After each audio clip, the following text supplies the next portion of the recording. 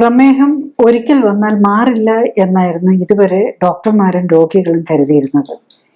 എന്നാൽ ഇന്ന് അങ്ങനെയല്ല. പ്രമേഹ രോഗികളിൽ 90% പെടുന്ന ടൈപ്പ് 2 പ്രമേഹം 100% ജീവിതശൈലി ക്രമീകരണത്തിലൂടെ മാറ്റാനാകും എന്നാണ് പുതിയ പഠനങ്ങൾ കാണിക്കുന്നത്. പ്രമേഹം ഒരു ജീവിതശൈലി രോഗമാണ്. മരുന്നുകൾ കൊണ്ട് ഒരു ജീവിതശൈലി രോഗവും മാറ്റാനാകില്ല. നിയന്ത്രിക്കാൻ മാത്രമേ സാധിക്കൂ. ഒരു നേരം മരുന്ന് കഴിക്കാതിരുന്നാൽ ഷുഗർ കൂടും. എന്നാൽ ജീവിതശൈലി ക്രമീകരിക്കാൻ തയ്യാറായാൽ 10 20 അതിൽ കൂടുതലോ വർഷങ്ങൾ ഇൻസുലിനും മരുന്നുകളും ഒക്കെ എടുത്തിട്ടും പ്രമേഹം മാറ്റാനാകാതെ രക്തത്തിലെ അമിത ഗ്ലൂക്കോസും മരുന്നുകളുടെ പാർശ്വഫലങ്ങളും മൂലം ഹൃദ്രോഗവും വൃക്കരോഗവും റെറ്റിനോപ്പതിയും ന്യൂറോപ്പതിയും ഉണങ്ങാത്ത മുറിവുകളും മൂലം അസ്വസ്ഥതകൾ അനുഭവിക്കുന്ന രോഗികൾക്ക് പോലും മരുന്നില്ലാതെ ബ്ലഡ് ഷുഗർ നിയന്ത്രിക്കാനാകും. അവയവങ്ങൾക്കുണ്ടായ കേടുപാടുകൾ ഒരു പരിധിവരെ റിപ്പയർ ചെയ്യാനും കഴിയുന്നതേ ഉള്ളൂ. പ്രമേഹത്തിൽ നിന്നും മുക്തി നേടാൻ ആഗ്രഹിക്കുന്നവർ എന്തെല്ലാം ശ്രദ്ധിക്കണം? രക്തത്തിലെ ഗ്ലൂക്കോസും ഇൻസുലിനും കൂടിയത് മൂലം രക്തക്കൊള്ളുകൾക്കും നെർവുകൾക്കും ഹൃദയത്തിനും കിഡ്നിക്കും കരളിനും കാഴ്ചയ്ക്കും കേൾവിക്കും ഒക്കെ തകരാറുകൾ ഉണ്ടായവർക്ക് ജീവിതശൈലി ക്രമീകരണത്തിലൂടെ അവയവങ്ങൾക്കുണ്ടായ കേടുപാടുകൾ മാറ്റാൻ സാധിക്കുമോ? ഡയബറ്റീസിൽ നിന്ന് മോചനം നേടണമെങ്കിൽ ബേസിക്കലി നമ്മൾ ആദ്യം അറിയേണ്ടത് എന്താണ് ഈ ഡയബറ്റീസ്, എന്തുകൊണ്ടാണ് ഡയബറ്റീസ് വരുന്നത് എന്നുള്ളതാണ്. അപ്പം ഡയബറ്റീസ് എന്ന് പറഞ്ഞു കഴിഞ്ഞാൽ ശരിക്കും 2 ടൈപ്പാണ്. ഒന്ന് ടൈപ്പ് 1ഉം ഒന്ന് ടൈപ്പ് 2ഉം. ഈ ടൈപ്പ് 1 എന്നുള്ളതാണ് ഇതിൻ്റെ കാരണം ഇൻസുലിൻ്റെ അളവ് കുറയുന്നതാണ്. പാൻക്രിയാസ് ഇൻസുലിൻ ഉണ്ടാക്കാൻ പറ്റുന്നില്ല. അതേസമയത്ത് ടൈപ്പ് 2ന്റെ കാരണം ഇൻസുലിൻ റെസിസ്റ്റൻസ്. ഇൻസുലിൻ ഉണ്ട് പക്ഷെ അത് വർക്ക് ചെയ്യുന്നില്ല എന്നുള്ളതാണ്.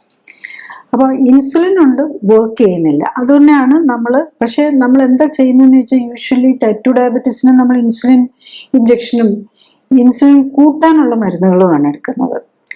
അപ്പം അതാണ് ബേസിക്കലി നമുക്ക് ഈ കൂടുതൽ ഒരു ഡയബറ്റീസിന് വേണ്ടി മരുന്ന് കഴിച്ചൊക്കെ തുടങ്ങുന്നവർക്ക് പിന്നെ പ്രഷറും കൊളസ്ട്രോളും അങ്ങനെ ഓരോന്നോരോന്നായിട്ട് കൂടി വരാനും കാരണം നമ്മൾ ഈ ഓൾറെഡി നമ്മുടെ ബോഡിയിൽ ടൈപ്പ് 2 ഡയബറ്റീസ് പേഷ്യൻസിന് ഇൻസുലിൻ്റെ അളവ് ഒത്തിരി കൂടുതലാണ്.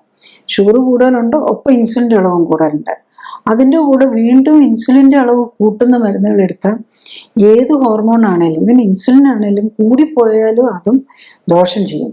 അപ്പോൾ അത് മറ്റു പല രോഗങ്ങളിലേക്കും അസുഖങ്ങൾ കൊണ്ടുപോകാനായിട്ട് കാരണമാകുന്നുള്ളതാണ്.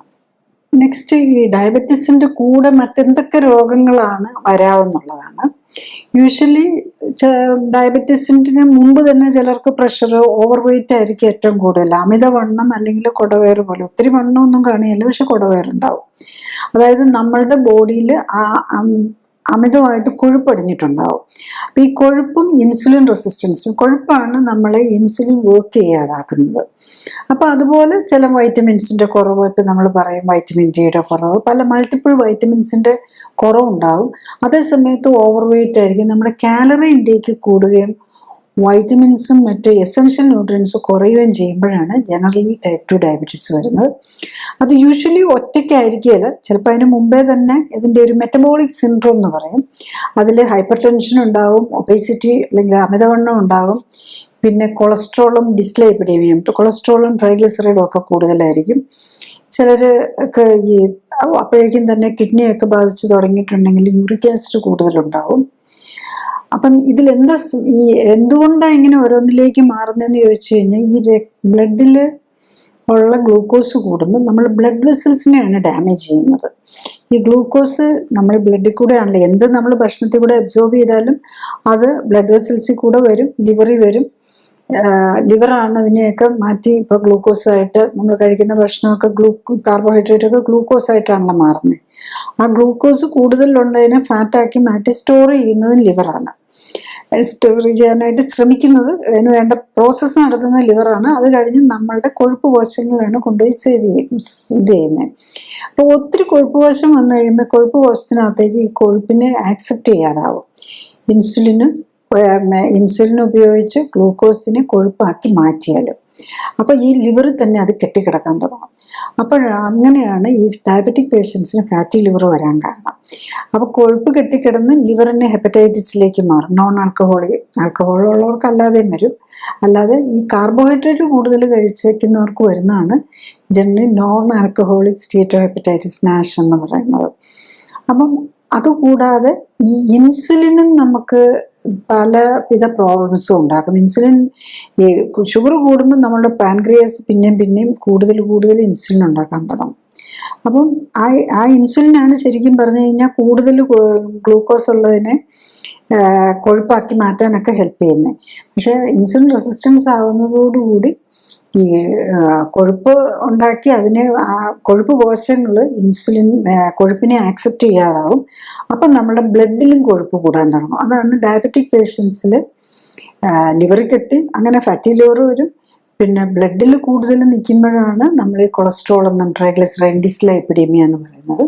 പിന്നെ എന്ത് പറ്റി, ബ്ലഡിൽ കൂടെ കൂടുതൽ കൊഴുപ്പ് ഇങ്ങനെ ഒഴുകി നടക്കാൻ തുടങ്ങുമ്പം അത് രക്തക്കൊഴലുകളിൽ തന്നെ ഡെപ്പോസിറ്റ് ചെയ്യാൻ തുടങ്ങും. അതിനാണ് ആത്രോസ്ക്ലീറോസിസ് എന്ന് പറയുന്നത്. അങ്ങനെ ആത്രോസ്ക്ലീറോസിസ് വരുന്നതാണ് നമുക്ക് ഈ ഹാർട്ടിലെ രക്തക്കൊഴലുകളിൽ ആത്രോസ്ക്ലീറോസിസ് വരുമ്പോഴാണ് നമ്മൾ ഈ ഹാർട്ട് അറ്റാക്കും മെൻജൈന എന്നൊക്കെ പറഞ്ഞ് ഹാർട്ടിൻ്റെ വേദനയും ഹൃദ്രോഗത്തിലേക്ക് പോകുന്നത്. അതുപോലെ കിഡ്നിയുടേതാണ് വളരെ നേരിയ രക്തക്കൊഴലുകളായി കിഡ്നിയുടെ ഈ ഗ്ലോമറുലസ് എന്നൊക്കെ പറയുന്നില്ല, ആ നേരിയ രക്തക്കൊഴലുകളെ ഈ ഗ്ലൂക്കോസും ഇൻസുലിനും ഡാമേജ് ചെയ്യും. അങ്ങനെയാണ് ഈ ഡയബറ്റിക് പേഷ്യൻസിന് കിഡ്നി പ്രോബ്ലം ഉണ്ടാകുന്നത്. അതുപോലെ തന്നെ ഡയബറ്റിക് പേഷ്യൻസിന് റെറ്റിനോപ്പതി വരും, കണ്ണിൻ്റെ കാഴ്ചയ്ക്ക് കുറവ് വരുമല്ലോ, അതും ഈ രക്തക്കൊഴലുകളെ ഡാമേജ് ചെയ്യുന്നുണ്ട്. ശരിക്കും പറഞ്ഞു കഴിഞ്ഞാൽ നമ്മൾ റെറ്റിനയ്ക്കകത്ത് പ്രത്യേകിച്ച് നമ്മൾ ഏറ്റവും കൂടുതൽ വിഷനുള്ള ഭാഗത്തൊന്നും രക്തക്കൊഴലുകൾ വളരാൻ പാടില്ല. അങ്ങോട്ട് അത് അല്ലാതെ വേണം അവർക്ക് ബ്ലഡ് കിട്ടാൻ. അപ്പോൾ അവർക്ക് പക്ഷേ റെറ്റിനൽ സെൽസ്, അതായത് റെറ്റിനൽ സെൽസ് എന്ന് പറയുന്നതാണ് നമ്മളുടെ നെർവ് സെൽസാണ്, അതായത് റിസപ്റ്റർ സെൽസാണ് അതിൻ്റെ നമ്മളുടെ ഈ വിഷൻ്റെ റിസപ്റ്റർ സെൽസ്, റോഡ്സ് കോൺസ് എന്നൊക്കെ കേട്ടിട്ടുണ്ടാവും. അപ്പോൾ അതിനാവശ്യത്തിന് ന്യൂട്രീഷൻ കിട്ടാതെ വരുമ്പോൾ അങ്ങോട്ട് കൂടുതൽ ബ്ലഡ് വെസൽസിന് കൊടുക്കാൻ നോക്കുകയാണ് ചെയ്യുന്നത്. അപ്പോൾ അതിനെയാണ് ശരിക്കും നമ്മൾ ഈ റെറ്റിനോപ്പതിയിലെ ലേസറൊക്കെ വെച്ച് കരിക്കാൻ, അതായത് കണ്ണിൻ്റെ ഒരു ഫോവിയ എന്ന് പറയുമ്പോൾ നമ്മുടെ ഒരു സെൻട്രൽ ഏറ്റവും കൂടുതൽ വിഷൻ കിട്ടുന്ന ഒരു സ്ഥലമുണ്ട്, അങ്ങോട്ട് രക്തക്കൊഴലുകൾ വളർന്നു കഴിയുമ്പോഴാണ് നമ്മുടെ വിഷൻ പോകുന്നത്. പക്ഷെ നമുക്ക് അതിന് ഒത്തിരി നേരത്തെ മുമ്പ് തന്നെ അതൊക്കെ കണ്ടുപിടിക്കാൻ പറ്റും. പക്ഷേ ഡയബറ്റീസ് നമ്മൾ കണ്ടുപിടിച്ചിട്ടും നമ്മളതിന് വേണ്ട കെയർ കൊടുക്കാത്തത് കൊണ്ടാണ് റെറ്റിനോപ്പതിയും നെഫ്രോപ്പതിയിലേക്കും ഒക്കെ പോകുന്നത്. ശരിക്കും ഡയബറ്റീസ് റെറ്റിനോപ്പതിക്കൊക്കെ നമ്മൾ ലേസർ സർജറിയോ അല്ലെങ്കിൽ കണ്ണിനകത്ത് ഇഞ്ചക്ഷനോ ഒന്നും അല്ല എടുക്കേണ്ടത്. ശരിക്കും നമ്മൾ ചെയ്യേണ്ടത് ടൈപ്പ് 2 ഡയബറ്റീസ് ആണെങ്കിൽ അത് 100% ക്യൂറബിൾ ആണ്. ക്യൂറബിൾ മീൻസ് നമുക്ക് റിവേഴ്സ് ചെയ്യാം. പക്ഷെ നമ്മൾ വീണ്ടും ജീവിതശൈലി തെറ്റിച്ചു കഴിഞ്ഞാൽ വീണ്ടും വരും. കുറേ ഐസ്ക്രീമും കുറേ ബിരിയാണിയൊക്കെ എടുത്ത് കഴിച്ച് കഴിഞ്ഞാൽ, ചോറും ഒക്കെ എടുത്തു കഴിഞ്ഞ് കഴിഞ്ഞാൽ ഡെഫിനറ്റ്ലി ഷുഗർ കൂടും. പക്ഷെ അവിടെയാണ് ലൈഫ് സ്റ്റൈൽ കൺട്രോൾ ചെയ്ത ഇത് നമുക്ക് കൺട്രോൾഡായിട്ട് കൊണ്ടുപോകാൻ പറ്റും, ഒരു മരുന്നും ഇല്ലാതെ എന്നുള്ളതാണ്. പിന്നെ അതുപോലെ തന്നെ പല ഡയബറ്റിക് പേഷ്യൻസിനും ഈ കാലിലൊക്കെ അൾസർ വരുമല്ലോ, അങ്ങനെയാണല്ലോ കാല് ആംപുട്ടേഷനിലേക്കൊക്കെ പോകുന്നത്. അത് ഈ കാലിലേക്കുള്ള രക്തക്കൊഴലുകൾ, അതാണ് ഏറ്റവും വണ്ണം കുറഞ്ഞ ആർട്ടറികളാണല്ലോ, അതിന് വരുന്ന ഡാമേജ് കാരണമാണ് അങ്ങോട്ടുള്ള രക്തയോട്ടം കുറയും. അതുപോലെ തന്നെ നമ്മളുടെ നെർവുകൾക്കും നമ്മുടെ സെൻസേഷനൊക്കെ നെർവ്സ് ആണല്ലോ വരുന്നത്. അപ്പം ഈ നെർവ്സിൻ്റെ വേണ്ട രക്തക്കൊഴലുകളും കൂടെ കിട്ടാത്ത വരുമ്പോഴാണ് ന്യൂറോപ്പതി വരുന്നത്. അപ്പം ഈ കാലിലെ അൾസറിന് കാരണം ഡയബറ്റിക് പെരിഫറൽ വാസ്കുലർ ഡിസീസ്, വെസലുകൾ രക്തക്കൊഴലുകൾക്ക് വന്ന ഡാമേജും അതുപോലെ തന്നെ നെർവുകൾക്ക് വന്ന ഡാമേജും കൂടെ വരുന്നുണ്ട്. ഈ നെർവുകൾക്ക് ഡാമേജ് വരുമ്പോഴാണ് നേരത്തെ പറഞ്ഞാൽ കണ്ണിലാണ് കാഴ്ച പോകും.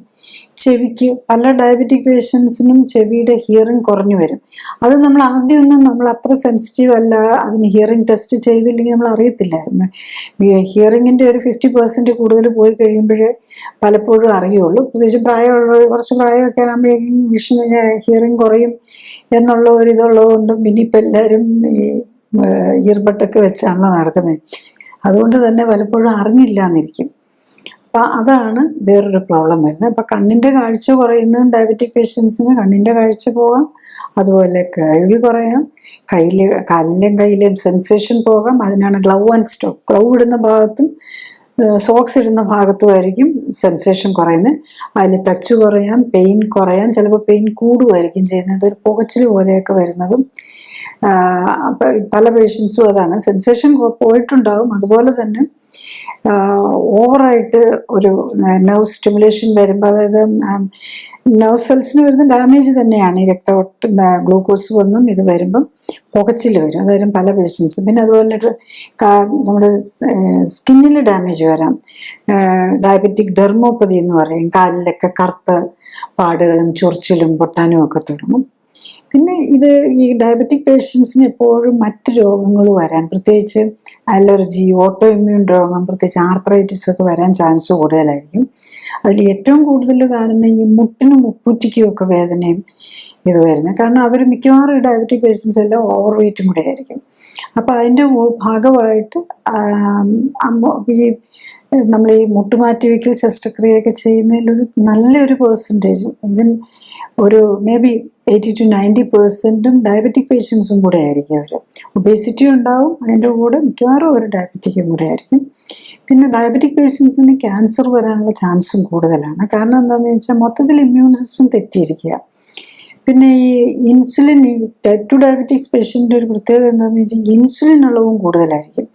ഗ്ലൂക്കോസ് തന്നെ നമ്മളെ ഡാമേജിങ് ആണ്, ഇമ്മ്യൂൺ സിസ്റ്റത്തിന് ഡാമേജ് ചെയ്യും. അതിനൊപ്പം തന്നെ ഇൻസുലിൻ കൂടുമ്പം നമ്മുടെ ഇമ്മ്യൂൺ സിസ്റ്റം പ്രോപ്പറായിട്ട് വർക്ക് ചെയ്യില്ല. ഇമ്മ്യൂൺ സിസ്റ്റത്തിൻ്റെ ഒരു ഫാഗോസൈറ്റോസിസ്, വൈറസിനെയും ബാക്ടീരിയ ഒക്കെ പിടിച്ച് വിഴുങ്ങുന്ന ഒരു പ്രത്യേക ഒരു പ്രോസസ്സുണ്ട് നമ്മുടെ വെള്ള രക്താണുക്കൾ. അതൊക്കെ ബ്ലോക്ക് വരും ഇൻസുലിൻ്റെ അളവ് കൂടിയാൽ. അപ്പോൾ അതുകൊണ്ടാണ് ഈ ഡയബറ്റിക് പേഷ്യൻറ്റിന് ഇൻഫെക്ഷൻസ് വരാൻ ചാൻസ് കൂടുതലാണല്ലോ. അപ്പോൾ അതുപോലെ തന്നെ ഇൻഫെക്ഷൻ തരുന്ന അതേ മെക്കാനിസം തന്നെയാണ്. ഇപ്പം നമ്മുടെ ബോഡിയിൽ ക്യാൻസർ സെൽസ് ഉണ്ടായാൽ അതിനെ നമ്മുടെ ഇമ്മ്യൂൺ സിസ്റ്റമാണ് ഡിസ്ട്രോയ് ചെയ്യുന്നത്. അപ്പോൾ ഈ ഫാഗോസൈറ്റോസിസ് പ്രോസസ്സ് കറക്റ്റായിട്ട് നടക്കാതെ വരുന്നതുകൊണ്ട് ഡയബറ്റിക് പേഷ്യന്റിന് ഇൻഫെക്ഷൻ പോലെ തന്നെ ക്യാൻസർ വരാനുള്ള ചാൻസും കൂടുതലാണ്. നമ്മൾ ഡയഗ്നോസിസിലേക്ക് ഡയബറ്റീസിൻ്റെ വരുമ്പം നമ്മൾ ആദ്യം അറിയേണ്ടത് ഇത് ടൈപ്പ് 1 ആണോ ടൈപ്പ് 2 ഡയബറ്റീസ് ആണോ എന്നാണോ. അപ്പം ടൈപ്പ് 1 ആണോ ടൈപ്പ് 2 ഡയബറ്റീസ് ആണോ എന്നറിയാൻ ശരിക്കും ഇൻസുലിൻ ലെവലാണ് നോക്കേണ്ടത്. അപ്പോൾ ഇൻസുലിൻ ലെവല് ടൈപ്പ് 1 കുറവായിരിക്കും, ടൈപ്പ് 2 ഐദർ നോർമൽ ആയിരിക്കും അല്ലെങ്കിൽ കൂടുതലായിരിക്കും. പിന്നെ ഇൻസുലിൻ എടുത്തുകൊണ്ടിരിക്കുന്ന പേഷ്യൻസിന് നമുക്കത് തിരിച്ചറിയാൻ പറ്റില്ല. അപ്പം അങ്ങനെ വരുമ്പോൾ സി പെപ്റ്റൈഡ് എന്ന് പറഞ്ഞാൽ അതിൽ ഇൻസുലിൻ്റെ തന്നെ ഒരു അതിൽ ഡിറ്റാച്ച് ചെയ്യുന്ന ഒരു അമിനോ ആസിഡ്, ഒരു പെപ്റ്റൈഡ് ഇതാണ്, അതിനാണ് സി പെപ്റ്റൈഡ് എന്ന് പറയുന്നത്. അത് നമ്മൾ പുറത്തുനിന്ന് ഇൻജെക്റ്റ് ചെയ്യുന്ന ഇൻസുലിൻ നമ്മുടെ ബോഡിയിൽ സി പെപ്റ്റൈഡ് ഉണ്ടാക്കത്തില്ല. നമ്മളുടെ പാൻക്രിയാസ് ഉണ്ടാക്കുന്നതിൻ്റെ ഒരു റെപ്രസെൻ്റ് ചെയ്യുന്നതാണ് സി പെപ്റ്റൈഡ്. അപ്പോൾ അത് നോക്കിക്കഴിയുമ്പം ഇൻസുലിൻ ഇഞ്ചെക്ഷൻ എടുത്തുകൊണ്ടിരിക്കുന്നതിനാണെങ്കിൽ സി പെപ്റ്റൈഡും കൂടെ നോക്കാമെന്നുള്ളതാണ്. അപ്പം സി പെപ്റ്റൈഡും ഇൻസുലിനും കുറവാണെങ്കിൽ അതൊരു ടൈപ്പ് 1 ഡയബറ്റീസാണ്. ഈവൻ പലപ്പോഴും നമ്മൾ ടൈപ്പ് 1 ഡയബറ്റീസ് ഒക്കെ കണ്ടുപിടിക്കുന്ന സമയത്ത് കൊച്ചു പിള്ളേരിലൊക്കെ വരുമ്പോൾ അവരുടെ ഇൻസുലിനും സി പെപ്റ്റൈഡും ഒക്കെ നോർമലായിരിക്കും. ആ സമയത്ത് തന്നെ നമ്മൾ ഈ ടൈപ്പ് 1 ഡയബറ്റീസിനാണേലും കാരണം അതൊരു ഓട്ടോ ഇമ്മ്യൂൺ ഡിസീസാണ്. അതിൻ്റെയും കാരണം നമ്മുടെ ലൈഫ് സ്റ്റൈൽ, അതായത് ഫുഡും എക്സസൈസും നമ്മുടെ ന്യൂട്രീഷണൽ ഡെഫിഷ്യൻസിയും ഒക്കെ തന്നെയാണ്. അപ്പോൾ ഈ ടൈപ്പ് 1 ഡയബറ്റീസിൻ്റെ തുടക്കം തന്നെ കണ്ടുപിടിച്ച അതിൽപ്പം തന്നെ, അതായത് ഇൻസുലിനും സി പെപ്റ്റൈഡും ഒക്കെ നോർമൽ ആയിരിക്കുന്ന നിലയിൽ തന്നെ പേഷ്യൻസിന് ഇൻസുലിൻ സ്റ്റാർട്ട് ചെയ്യും. ആ നിലയിൽ നമ്മൾ കറക്റ്റ് ചെയ്യുകയാണെങ്കിൽ അത് റിയലി ടൈപ്പ് 1 ഡയബറ്റീസ്, അതായത് ഇൻസുലിൻ ഡിപ്പെൻഡൻസിലേക്ക് പോകാതെ ചിലപ്പോൾ പ്രിവെൻറ്റ് ചെയ്യാൻ പറ്റിയെന്നിരിക്കും. അപ്പോൾ ആ സമയത്ത് അത് പക്ഷേ എന്നാൽ പിന്നെ കുറേ നാൾ കഴിഞ്ഞ് ഒരു വർഷം, 1.5 വർഷം, മാക്സിമം 2 വർഷം ആകുമ്പോഴേക്കും ഈ കംപ്ലീറ്റ് പാൻക്രിയാസ് ഫങ്ഷൻ പോകുന്നതായിട്ടാണ് കാണുന്നത് മിക്കവരിലും. അതുകൊണ്ട് നമ്മളൊരു ടൈപ്പ് 1 ഡയബറ്റീസ് കണ്ടുപിടിക്കുകയാണെങ്കിൽ കഴിയുന്ന നേരത്തെ ഇൻസുലിൻ നമ്മുടെ ലൈഫ് സ്റ്റൈൽ കറക്റ്റ് ചെയ്ത് കഴിഞ്ഞാൽ ഒരു പക്ഷേ പ്രിവെൻറ്റ് ചെയ്യാൻ പറ്റിയെന്നിരിക്കും. അത് ഇൻസുലിൻ ഡിപ്പെൻഡൻസിലേക്ക് പോയി, അതായത് നമ്മുടെ പാൻക്രിയാസിൻ്റെ ഐലറ്റ് സെൽസ് മുഴുവൻ നശിക്കുന്നത് പ്രിവെൻറ്റ് ചെയ്യാൻ പറ്റിയെന്നിരിക്കും. നെക്സ്റ്റ് നമ്മൾ ഡയബറ്റിൻ്റെ എക്സ്റ്റെൻഡ് അറിയാനായിട്ട് പിന്നെ നമ്മൾ സാധാരണ നോക്കുന്നത് ഷുഗറാണല്ലോ. Fasting blood sugar, random blood sugar, അല്ലെ ഭക്ഷണത്തിന് ശേഷമുള്ളത് നോക്കാം. അതപ്പം നമ്മൾ എപ്പോഴും ബ്ലഡ് ഷുഗർ നമ്മൾ എന്ത് കഴിച്ചു, എന്താണ് ആക്ടിവിറ്റി എന്നനുസരിച്ചിരിക്കും, ഭക്ഷണമായിട്ട് റിലേറ്റ് ചെയ്തായിരിക്കും ഇരിക്കുന്നത്. അപ്പം ഏറ്റവും നമുക്ക് ഡയഗ്നോസിന് ഏറ്റവും ഹെൽപ്പ് ചെയ്യുന്നത് ബ്ലഡ് ഷുഗറിനേക്കാളും കൂടുതൽ HbA1c. അത് നമ്മളുടെ 3 മാസത്തെ ഒരു ആവറേജ് ആണ്. അതായത് നമ്മളുടെ റെഡ് ബ്ലഡ് സെൽസിൻ്റെ ലൈഫ് സ്പാൻ എന്ന് പറയുന്നത് 3 to 4 months ആണ്. അപ്പം ഈ നമ്മളുടെ ഹീമോഗ്ലോബിൻ, നമ്മളുടെ ബ്ലഡിന് ചുമന്ന നിറം തരുന്ന ഇതുണ്ടല്ലോ ഹീമോഗ്ലോബിൻ, ഈ ഹീമോഗ്ലോബിനിൽ എത്ര ഡാമേജ് ഗ്ലൈക്കോസിലേഷൻ, അതായത് ഗ്ലൂക്കോസ് കൂടിയത് കൊണ്ട് എന്ത് ഡാമേജ് വന്നെന്നുള്ളതാണ് അത് കണക്കാക്കുന്നത്. അത് സാധാരണ നിലയിൽ അത് 5.5 താഴെയായിരിക്കണം. അതിലേക്ക് കൂടി 5.7 എത്തുമ്പോൾ നമ്മൾ പ്രീ ഡയബറ്റിക് 5.7 to 6.4 ഒരു പ്രീ ഡയബറ്റിക് സ്റ്റേജ് എന്നും 6.4 മുകളിലാണ് ഫ്രാങ്ക് ഡയബറ്റീസുമായിട്ടാണ് നമ്മൾ എടുക്കുന്നത് മെഡിക്കലി എടുക്കുന്നത്. എപ്പോഴും ഒരു 5.5 താഴെ നിൽക്കുന്നതാണ് നമുക്ക് എപ്പോഴും ബെസ്റ്റ് ഹെൽത്തിന് ഏറ്റവും നല്ലത്. നെക്സ്റ്റ് നമ്മൾ ടെസ്റ്റുകൾ നമ്മൾ ഡയബറ്റീസ് പേഷ്യൻ്റ് നമ്മൾ നോക്കേണ്ടത് എന്തിനാണെന്ന് വെച്ചാൽ എന്തോരം ഓർഗൻസിന് ഇത്ര ഡാമേജ് വന്നിട്ടുണ്ടെന്നുള്ളതാണ്. അപ്പോൾ അതിൽ ആദ്യം നമ്മൾ നോക്കേണ്ടത് ലൈപ്പിഡ് പ്രൊഫൈൽ തന്നെയാണ്. മിക്കവാറും ഈ കൊളസ്ട്രോളും ട്രൈഗ്ലിസറിഡും ഒക്കെ ഇവരിൽ കൂടുതലായിരിക്കും. അപ്പോൾ ഒരു ലൈപ്പിഡ് പ്രൊഫൈൽ നോക്കണം. പിന്നെ നോക്കേണ്ടത് ലിവർ ഫങ്ഷൻ ടെസ്റ്റാണ്. ലിവർ ഫങ്ഷൻ ടെസ്റ്റിന് ലിവറിൻ്റെ കണ്ടീഷൻ എന്താണ്, ഫാറ്റി ലിവർ ഉണ്ടോ എന്നൊക്കെ അറിയാൻ നമ്മളൊരു അബ്ഡോമിനൽ സ്കാനും നോക്കണം, അതുപോലെ ബ്ലഡിലെ ടെസ്റ്റും നോക്കാം. അപ്പം ഏർലി സ്റ്റേജൊക്കെയാണെങ്കിൽ ഫാറ്റി ലിവർ മാത്രമേ കാണുള്ളൂ. അതിൻ്റെ കൂടെ ലിവർ എൻസൈംസും കൂടെ കൂടാൻ തുടങ്ങി അതൊരു ഹെപ്പറ്റൈറ്റിസിലേക്ക് വന്നിട്ടുണ്ടെന്നുള്ളതാണ്. പിന്നെ പെട്ടെന്ന് നമ്മൾ ടെസ്റ്റുകളിൽ കൂടെ അറിയാവുന്നത് കിഡ്നിയുടെ ഫങ്ഷന് എത്രയായിട്ടുണ്ടെന്നുള്ളതാണ്. കിഡ്നി ഫങ്ഷനാണ് പിന്നെ നോക്കേണ്ടത്. കിഡ്നി ഫങ്ഷനിൽ തന്നെ നമ്മൾ ഏറ്റവും യൂറിക് ആസിഡ്, ഡയബറ്റിക് പേഷ്യൻറ്റിന് യൂറിക് ആസിഡ് കൂടിയാൽ തന്നെ നമ്മൾ മനസ്സിലാക്കണം കിഡ്നി എഫക്റ്റ് ചെയ്തിട്ടുണ്ടെന്ന്. പിന്നെ യൂറിനിൽ കൂടെ ആൽബുമിൻ പോകുന്നുണ്ടോ, അതുപോലെ GFR എന്ന് പറഞ്ഞാൽ ഗ്ലോമറുലർ ഫിൽട്രേഷൻ റേറ്റ്, അത് നമ്മളുടെ ക്രിയാറ്റിൻ്റെ വെച്ചിട്ടുള്ള ഒരു കാൽക്കുലേഷനാണ് വരുന്നത്. അതാണ് ഏർലി മാർക്കറായിട്ട് പിന്നെ വരാവുന്നത്. അപ്പം ഇതിൽ ഏതെങ്കിലും പാരാമീറ്റേഴ്സ് കൂടിയാൽ തന്നെ നമ്മൾ കിഡ്നി ഫങ്ഷൻ കുറഞ്ഞു എന്ന്, പ്രത്യേകിച്ച് GFR കുറയാൻ തുടങ്ങിയിട്ടുണ്ട്, നമ്മൾ വളരെ സീരിയസ് ആയിട്ട് തന്നെ കാണണം. കാരണം നമ്മളിപ്പോൾ ഈ ഡയാലിസിസ് സെൻറ്റേഴ്സിലൊക്കെ പോയി നോക്കിക്കഴിഞ്ഞാൽ അറിയാം 90% പേഷ്യൻസും ഡയാലിസിസിൽ പോകുന്നവർ ഡയബറ്റിക് പേഷ്യൻസാണ്. അത് നമുക്ക് 100% നമുക്ക് ഒഴിവാക്കാൻ പറ്റുന്നത് നമ്മൾ വേണ്ട കെയർ കൊടുക്കാത്തത് കൊണ്ട് മാത്രം ഡയാലിസിസിലേക്ക് പോയതാണെന്നുള്ളത് നമ്മൾ ഓർക്കണം. പിന്നെയുള്ളത് ഡയബറ്റിക് പേഷ്യൻസിന് വരുന്ന ഡയബറ്റിക് ഹാർട്ട് ഡിസീസ്. ഈ ഹാർട്ടിന് വരുന്ന ഈ അറ്റാക്ക് മിക്കവാറും പലരും നമുക്കറിയാം, ഹൈപ്പർ ടെൻഷനും ഉണ്ടാവും, ഒബേസിറ്റിയും ഉണ്ടാവും, ഡയബറ്റീസും കൂടെ വരുമ്പോൾ അത്തരം പേഷ്യൻസിന് ഹാർട്ട് അറ്റാക്കും രക്തക്കൊള്ളികളിൽ ബ്ലോക്ക് ഉണ്ടാകാനുള്ള ചാൻസ് കൂടുതലാണ്. അത് ഹാർട്ട് അറ്റാക്ക് മാത്രമല്ല, സ്ട്രോക്കും. അതായത് രക്തക്കൊള്ളികൾക്ക് ബ്രെയിനിനാണ് സ്ട്രോക്ക് വരുന്നതെങ്കിൽ ബ്രെയിൻ സ്ട്രോക്കിനെയാണ് നമ്മൾ പക്ഷാഘാതം എന്ന് പറയുന്നത്. ഹാർട്ടിൻ്റെ സ്ട്രോക്കിന് അറ്റാക്ക് അല്ലെങ്കിൽ കാർഡിയാക് അറസ്റ്റ് എന്ന് പറയും. അപ്പോൾ ഈ രക്തക്കൊള്ളികൾക്ക്, അതുപോലെ ഏത് രക്തക്കൊള്ളികൾക്കും ഈ കൊഴുപ്പടിഞ്ഞ് ഡാമേജ് വരാം. അത് കിഡ്നിയെ ബാധിക്കാനുള്ളത് ഈ കിഡ്നിയിലെ സ്മോൾ രക്തക്കൊള്ളികളെ ബാധിക്കുന്ന പോലെ തന്നെ കിഡ്നിയിലേക്ക് സപ്ലൈ ചെയ്യുന്ന ബ്ലഡ് വെസൽസ് ഉണ്ടല്ലോ, അതിൽ ആത്രോസ്ക്ലിറോസ് വരാം. അപ്പം അതിന് നാരോയിങ് വരുന്നതും BP കൂട്ടാനും കാരണമാവും. അപ്പം BP കൂടുന്നതും വീണ്ടും ഹാർട്ട് അറ്റാക്കിന് ചാൻസ് ഉണ്ടാക്കും. അപ്പം ഇങ്ങനെ മൾട്ടിപ്പിൾ രീതിയിലാണ് ഡയബറ്റീസ് പേഷ്യൻസിന് ഹാർട്ടിനാണെങ്കിലും പ്രോബ്ലം വരുന്നത്. അപ്പോൾ ഈ ഹാർട്ടിൻ്റെ പ്രോബ്ലംസും നമ്മൾ അറിയാൻ വേണ്ടിയിട്ട് നമുക്ക് ചെയ്യാൻ നോക്കുന്നത് ഇൻഫ്ലമേറ്ററി മാർക്കേഴ്സാണ്. പ്രത്യേകിച്ച് കാർഡിയോളജി ഓറിയൻറ്റഡ് ആയിട്ടുള്ള ഇൻഫ്ലമേറ്ററി മാർക്കേഴ്സ് ഉണ്ട്. പ്രത്യേകിച്ചും HSCRP, അതുപോലെ നമുക്ക് അറ്റാക്ക് വല്ലതും വരാൻ നിയർ ചാൻസ് ഏകദേശം അതിലേക്കൊക്കെ, അതായത് അതിൻ്റെ ഹാർട്ടിൻ്റെ മസിൽസിന് ഡാമേജ് വന്ന് തുടങ്ങിയിട്ടുണ്ടോ എന്ന് അറിയാനായിട്ടുള്ള ഒരു ട്രോപ്പോണിൻ എന്നുള്ള ടെസ്റ്റ് ഉണ്ട്. പിന്നെ പ്ലാക്ക് ടെസ്റ്റ് എന്നും പറഞ്ഞിട്ടുണ്ട്. അത് ആത്രോസ്ക്ലിറോസിസിൻ്റെ ആക്ടിവിറ്റി എത്ര നടക്കുന്നുണ്ട്, അങ്ങനെ പല കാർഡിയാക് മാർക്കേഴ്സും ഉണ്ട്. അതുപോലെ തന്നെ ഈ ഹാർട്ടിൻ്റെ എക്കോ കാർഡിയോഗ്രാം, അതുപോലെ CIMD എന്ന് പറഞ്ഞ നമ്മൾ രക്തക്കൊള്ളികൾക്ക് എന്തോരം ഡാമേജ് വരുന്നുണ്ടെന്ന് അറിയാനുള്ള ടെസ്റ്റ്, അതൊക്കെ ഈ അൾട്രാസൗണ്ട് സ്കാനൊക്കെ നമുക്ക് സേഫാണ് ചെയ്യുന്നത്. കാരണം അതൊന്നും നമുക്ക് ബോഡിക്ക് നെഗറ്റീവായിട്ട് നമുക്ക് ഈവൻ പ്രഗ്നൻസിയിൽ ഫീറ്റസിന് വേണ്ടിയിട്ട് നോക്കുന്നതാണല്ലോ. അപ്പം അത്തരം സേഫായിട്ടുള്ള ടെസ്റ്റുകൾ എടുക്കുന്നതാണ് എപ്പോഴും നല്ലത്. അപ്പോൾ നമ്മൾ ഡയബറ്റിക് പേഷ്യൻ്റ് അന്ന് എൻ്റെ ഹാർട്ടിന് പ്രോബ്ലം ഉണ്ടോ എന്ന് അറിയാൻ വേണ്ടി നമ്മൾ ആൻജിയോഗ്രാം ഒന്നും പോയി നോക്കരുത്. കാരണം എന്താണെന്ന് വെച്ചാൽ ആൻജിയോഗ്രാം ചെയ്യുമ്പോൾ നമ്മളൊരു ഡൈ ഇഞ്ചെക്ട് ചെയ്യും. അപ്പോൾ കിഡ്നിക്ക് ഓൾറെഡി പ്രോബ്ലം ഉള്ള ഒരാളാണെങ്കിൽ ചിലപ്പോൾ അത് ഫെയിലിയറിലേക്ക് പോകാം.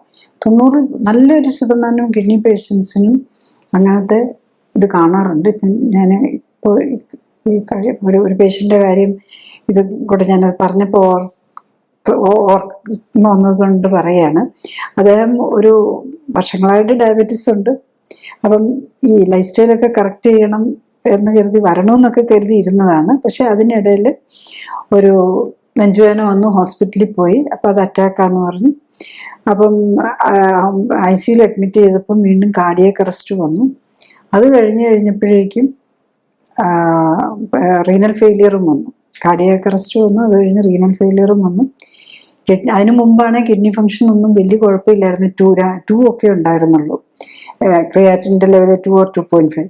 പക്ഷെ അത് കഴിഞ്ഞ് ഈ ഹാർട്ട് അറ്റാക്ക് വന്ന് തിരിച്ച് ആൻജിയോഗ്രാം ചെയ്തപ്പോഴേക്കും അത് ടോട്ടൽ റീനൽ ഫെയിലിയറിലേക്ക് പോയി. അപ്പം അതാണ് ഈ ഒരു നമ്മുടെ കിഡ്നിക്ക് പ്രോബ്ലം ഉള്ള ഒരാൾക്ക് ഒരു കാരണവശാലും ആൻജിയോഗ്രാം പോലുള്ളത് ചെയ്യരുത്. കാരണം നമ്മൾ ഹാർട്ടിനെ സേവ് ചെയ്യാൻ വേണ്ടിയിട്ട് കിഡ്നി ചെയ്ത് കഴിഞ്ഞാൽ പ്രോബ്ലം എന്താണെന്ന് വെച്ച് കഴിഞ്ഞാൽ കിഡ്നി ഫെയിലിയറിലുള്ള ഒരാൾക്ക് പിന്നെ സഫറിങ് ആയിരിക്കും ലൈഫ്.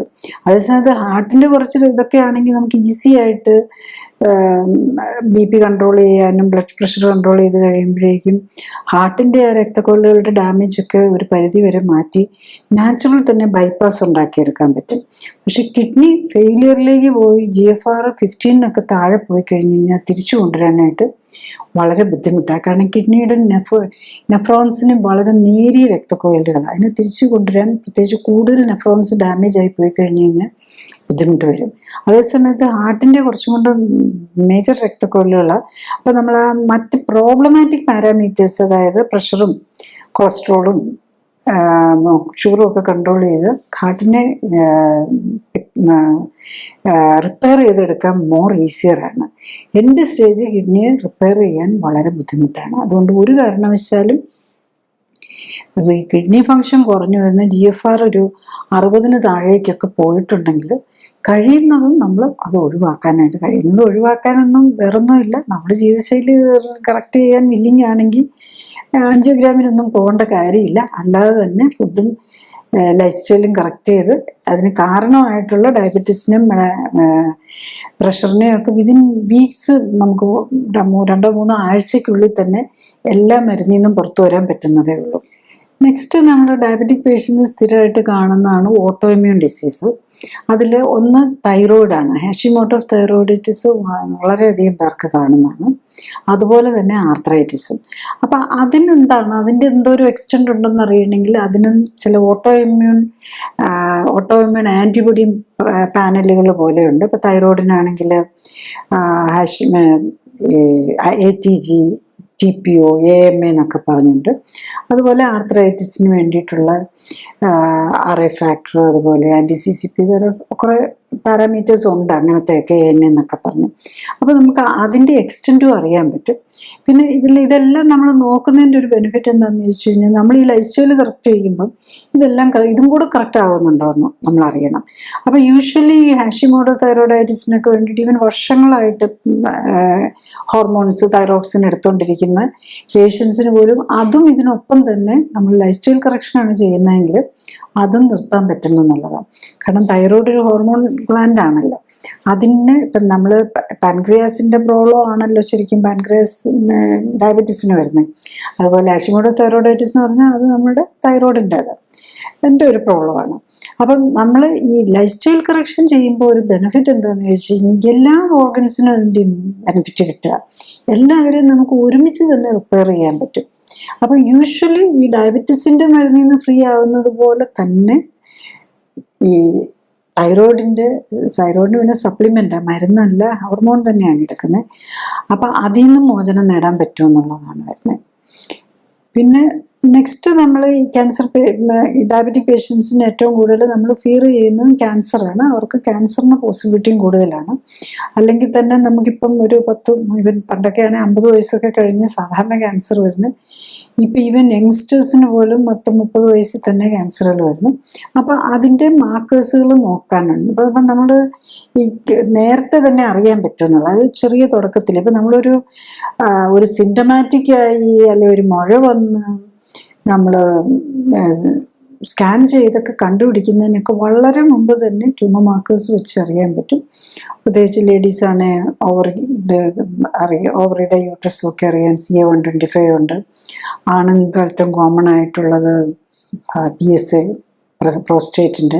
പിന്നെ ഈ സ്മോക്കേഴ്സും ആണ്. അതിനൊപ്പം ഡയബറ്റീസും കൂടെ ഉണ്ടെങ്കിൽ ഡെഫിനറ്റ്ലി ലങ് ക്യാൻസറിനുള്ള പോസിബിലിറ്റി കൂടുതലാണ്. അതിനൊരു സിഫ്ര എന്ന് പറയുന്നതുണ്ട്. പിന്നെ കോളൻ ക്യാൻസർ, അപ്പം അതിലും ഉണ്ട് CE എന്നൊക്കെ പറഞ്ഞ് കുറേ ട്യൂമർ മാർക്കേഴ്സ് ഉണ്ട്. അപ്പം പലപ്പോഴും ഈ ഡയബറ്റിക് പേഷ്യൻറ്റിന് നമ്മൾ ഈ ട്യൂമർ മാർക്കേഴ്സ് ഒക്കെ നോക്കുമ്പോൾ അത് പലപ്പോഴും കൂടി കാണാറുണ്ട്. പക്ഷെ നമ്മൾ ലൈഫ് സ്റ്റൈൽ കറക്ഷൻ ചെയ്ത് വരുമ്പോഴേക്ക് ഈ ട്യൂമർ മാർക്കേഴ്സ് കുറഞ്ഞ് നോർമൽ ആകുന്നുണ്ടെന്നുള്ളതാണ്. അപ്പം നമ്മൾ ഫാമിലിയിലൊക്കെ ക്യാൻസർ പോസിബിലിറ്റി ഒക്കെ കൂടുതലുള്ളവർ നമ്മൾ പ്രത്യേകിച്ച് നമ്മൾ ക്യാൻസർ വരുന്നുണ്ടോ എന്ന് അറിയാൻ നമ്മളെല്ലാവരും ഉണ്ട്. വർഷത്തിൽ കൊളോണോസ്കോപ്പി ചെയ്യും, ഇതൊക്കെ ചെയ്യുന്നുണ്ട്. പക്ഷെ കൊളോണോസ്കോപ്പി ഒക്കെ നോക്കുന്നുണ്ട്. പക്ഷെ അതിലും മോർ സെൻസിറ്റീവ് ആയിട്ട് തന്നെ ട്യൂമർ മാർക്കേഴ്സ് നോക്കാനുള്ള. അതുപോലെ ഡിസ്കംഫോർട്ട് ഇല്ല, ഒരു ബ്ലഡ് കൊടുക്കുന്ന പ്രശ്നമല്ലേ വരുന്നുള്ളൂ. ഇപ്പം നമ്മൾ ആകെ ഇപ്പം ഒവേറിയൻ ക്യാൻസറിന് വേണ്ടി CA-125, പ്രോസ്റ്റേറ്റിന് വേണ്ടി PSA നോക്കുന്ന ഒരു റുട്ടീനായിട്ട് ചെയ്യുന്നുണ്ട്. പക്ഷെ ഒരു പാനൽ പോലെ നമ്മൾ നോക്കുവാണെങ്കിൽ ഈവൻ ബ്രസ്റ്റ് ക്യാൻസറിൻ്റെ പോലും നമുക്ക് എല്ലാം കണ്ടുപിടിക്കണമെന്നില്ല. പക്ഷെ നമുക്ക് ട്യൂമർ മാർക്കർ കൂടുതലുണ്ടെന്ന് കണ്ടാൽ നമുക്ക് കെയർ എടുത്ത് നമ്മൾ ലൈഫ് സ്റ്റൈൽ കറക്റ്റ് ചെയ്താൽ അത് കുറയുന്നുണ്ടോ എന്ന് നോക്കിയാൽ മതി. അപ്പോൾ നമ്മൾ ക്യാൻസർ ട്രീറ്റ്മെൻറ്റിലേക്ക് പോകേണ്ട കാര്യമേ വരുന്നില്ല. നേരത്തെ കണ്ടുപിടിച്ച് ലൈഫ് സ്റ്റൈൽ കറക്റ്റ് ചെയ്യാൻ വില്ലിങ്ങാണെങ്കിൽ ക്യാൻസർ പോകാതെ പ്രിവെൻറ്റ് ചെയ്യാൻ പറ്റുമെന്നുള്ളതാണ്. നെക്സ്റ്റ് നമ്മൾ ഡയബറ്റീസിൻ്റെ ട്രീറ്റ്മെൻറ്റിനെ കുറിച്ച് എടുത്തു കഴിഞ്ഞാൽ നമ്മൾ ഇപ്പം സാധാരണ ഏറ്റവും കൂടുതൽ ഉപയോഗിക്കുന്ന മരുന്നുകളെല്ലാം ഇൻസുലിൻ്റെ അളവ് കൂട്ടുന്ന ഇൻസുലിൻ തന്നെ ഇഞ്ചക്ഷനായിട്ട് എടുക്കുകയാണ് ചെയ്യുന്നത്. അപ്പോൾ ഇൻസുലിൻ്റെ അളവ് കൂട്ടുമ്പം വീണ്ടും നമ്മളുടെ ഈ ഇൻസുലിൻ കൂടുന്നത് കൊണ്ടുള്ള ഡാമേജ് വരാം. അതുകൂടാതെ നമ്മുടെ ഡയബറ്റിക് മെഡിസിൻ എടുക്കുമ്പം ഷുഗർ താഴ്ന്നു പോകാം. അപ്പം നമുക്ക് ഭയങ്കര വിശപ്പ് വരും.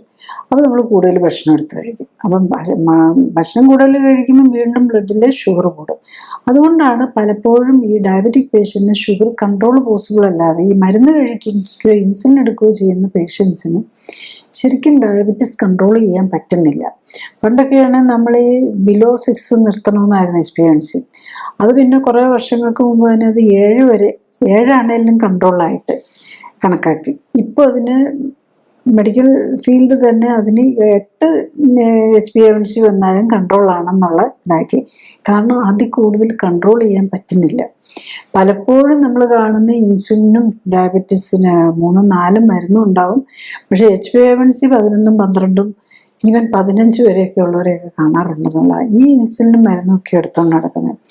കാരണം എന്താ പറ്റുന്നതെന്ന് ചോദിച്ചാൽ അവർ ഈ ഷുഗർ കൂടുക, ഇതെടുക്കുക. അപ്പോൾ ഹൈപ്പോയ്ക്കും ഹൈപ്പറിനും ഇടയിലുള്ള ഒരു സ്റ്റേജിലായിരിക്കും. അപ്പം അവർക്ക് ഭയങ്കര ഫുഡിനോട് ഈ വിശപ്പ്, ഈ ഷുഗർ തുറന്നു കഴിയുമ്പോഴാണ് ഇവർക്ക് ക്രേവിങ് വരും, കാർബോഹൈഡ്രേറ്റ് ക്രേവിങ് വരും.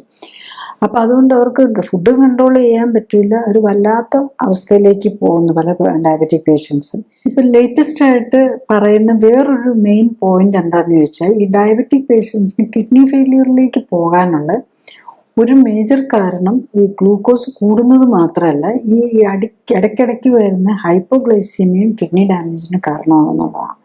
കാരണം ഹൈപ്പോഗ്ലൈസീമിയ വരുമ്പം കിഡ്നിയിലേക്കുള്ള സർക്കുലേഷൻ കുറഞ്ഞു പോകും. അപ്പം അവിടുത്തെ ബ്ലഡ് ഇപ്പം ഒരു സിവിയർ ബ്ലീഡിങ് ഒക്കെ റോഡ് ട്രാഫിക് ആക്സിഡൻസിലൊക്കെ ബ്ലഡൊക്കെ പോയി കഴിഞ്ഞ് കഴിഞ്ഞാൽ ചിലപ്പോൾ പേഷ്യൻസ് റീനൽ ഫെയിലിയറിലേക്ക് പോകാം. എന്ന് പറഞ്ഞ പോലെ ഇടയ്ക്കിടയ്ക്ക് ഈ ഹൈപ്പോഗ്ലൈസീമിയ വരുമ്പോഴേക്കും കിഡ്നിയിലേക്കുള്ള നമുക്കൊരു ബ്ലീഡിങ് വന്നതിന് തുല്യമായിട്ടുള്ളൊരു ഇഫക്റ്റ് ആയിരിക്കും അവിടെയും വരുന്നത്. അപ്പോൾ കിഡ്നിയിലേക്കുള്ള ബ്ലഡ് സർക്കുലേഷൻ കുറയും. അപ്പോൾ അതെല്ലാം ബ്രെയിൻ സ്പെയറിങ് ഒരു ഇഫക്റ്റ് എന്ന് പറയുകയാണ്. അങ്ങനെ വരുമ്പോൾ ഈ റീനൽ ഫെയിലിയറിനുള്ള പോസിബിലിറ്റി കൂടുന്നതാണ്. പിന്നെ അതുകൂടാതെ നമ്മുടെ മെഡിസിൻസ് തന്നെ കിഡ്നിക്കുള്ള പ്രോബ്ലംസ് കൂട്ടും. കാരണം എന്ത് മരുന്ന് കഴിച്ചു കഴിഞ്ഞാലും അതിന് ലിവർ ഓൾറെഡി ഡയബറ്റിക് പേഷ്യൻസിന് ഫാറ്റി ലിവറും ഹെപ്പറ്റൈറ്റിസും ഉണ്ടാകും. അപ്പം ലിവറിനെ കൊണ്ട് ഫുൾ വേസ്റ്റ് കളയാൻ അവിടെ ഡിഫിക്കൽറ്റി ഉണ്ട്. പിന്നെ അടുത്ത വിസർജനാവയവമാണ് കിഡ്നി വരുന്നത്. ഈ മരുന്നിനെ എല്ലാം മെറ്റബോളൈസ് ചെയ്യുന്ന ലിവർ അല്ലെങ്കിൽ കിഡ്നിയാണ് മെറ്റബോളൈസ് ചെയ്ത് കളയുകയും കൂടെ ചെയ്യണം. അപ്പോൾ ഇതിൻ്റെ എല്ലാം വരുന്ന ഓരോ മരുന്ന് കഴിക്കുമ്പോഴേക്കും കിഡ്നിയുടെയും ലിവറിൻ്റെയും ഒക്കെ വർക്ക് ലോഡും കൂടെ കൂടുകയാണ്. അതുകൊണ്ട് തന്നെ ഇവർക്ക് കിഡ്നി ഫെയിലിയറിലേക്കും അതുപോലെ ക്രോണിക് ലിവർ ഡിസീസും റിനൽ ഫെയിലിയറിലേക്ക്, പ്രത്യേകിച്ച് നമ്മളൊരു ഫാമിലിയിൽ അല്ലെങ്കിൽ മറ്റെന്തെങ്കിലും അതിൻ്റെ കൂടെ ഹെപ്പറ്റൈറ്റിസ് ബിയോ മറ്റെന്തെങ്കിലും പ്രോബ്ലം ഉണ്ടെങ്കിൽ അവർക്ക് ലിവർ ഫെയിലിയറിലേക്ക് പോകാം, അല്ലെങ്കിൽ കിഡ്നി ഫെയിലിയറിലേക്ക് പോകാം. അപ്പം ഈ മരുന്നുകളും ഈക്വലി പ്രോബ്ലം വരുത്തും. ഈവൻ മീൻസ് ഇപ്പം നമ്മളെപ്പോഴും ഡയബറ്റിക് പേഷ്യൻസിൽ ഈ കിഡ്നിക്ക് പ്രോബ്ലം ഉണ്ടെങ്കിലും ടാബ്ലറ്റ് കഴിക്കേണ്ടതെന്ന് ഇൻസുലിൻ എടുക്കാമെന്ന് പറയും. അപ്പം ഇൻസുലിനും ഇതാണ് പലപ്പോഴും ഡയബറ്റിക് പേഷ്യൻസ് നമ്മൾ ഇൻസുലിനൊക്കെ നോക്കുമ്പോൾ നമുക്ക് ഇൻസുലിൻ മാക്സിമം ആകാവുന്ന 25 ഒക്കെ, ചില 250 ഒക്കെ ഇൻസുലിൻ നിൽക്കുന്നവരെ കാണാറുണ്ട്. അപ്പം അത്ര ഹൈ ഇൻസുലിൻ നിൽക്കുമ്പം അതും നമ്മുടെ BP കൂടാനും കാരണമാണ്. ഇൻസുലിനൊരു ആക്ഷനുണ്ട്, അത് നമ്മളുടെ സോഡിയം പിടിച്ചു നിർത്തും ബോഡിയിൽ. നമ്മളറിയാമല്ലോ, BP പേഷ്യൻറ്റിനോട് നമ്മൾ സോഡിയം കുറച്ച് ഉപയോഗിക്കാനല്ലേ പറയുന്നത്. അപ്പോൾ ബോഡിയിൽ സോഡിയം റിട്ടൻഷൻ ഉണ്ടാക്കും ഇൻസുലിന്. അപ്പം അതുകൊണ്ട് തന്നെ ഈ BP കൂടാനുള്ള പോസിബിലിറ്റി വരുന്നത് കൊണ്ട് വീണ്ടും അത് കിഡ്നിക്ക് ഡാമേജിലേക്ക് കൊണ്ടുപോകും.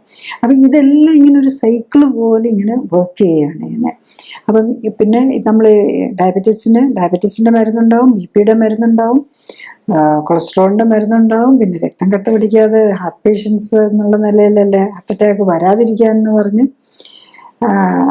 ആസ്പിരിൻ പോലെയുള്ള ഗുളികകളുണ്ടാവും. പിന്നെ യൂറിക് ആസിഡിന് വേണ്ടി അങ്ങനെ മൾട്ടിപ്പിൾ മരുന്നുകളായിരിക്കും എടുക്കുന്നത്.